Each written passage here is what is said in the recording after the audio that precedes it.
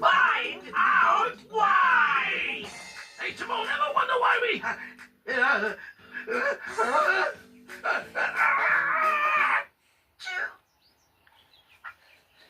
Sneeze! I don't have to wonder. I know. We've got all these teeny tiny volcanoes in our nostrils.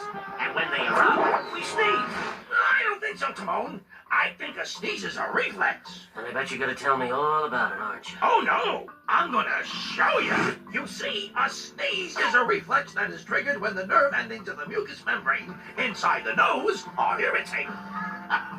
Look, it's a pick for the nose. Get it? Pick, nose. Hey, get me out of here! A sneeze forces air out of your nose real fast to get rid of whatever irritates it.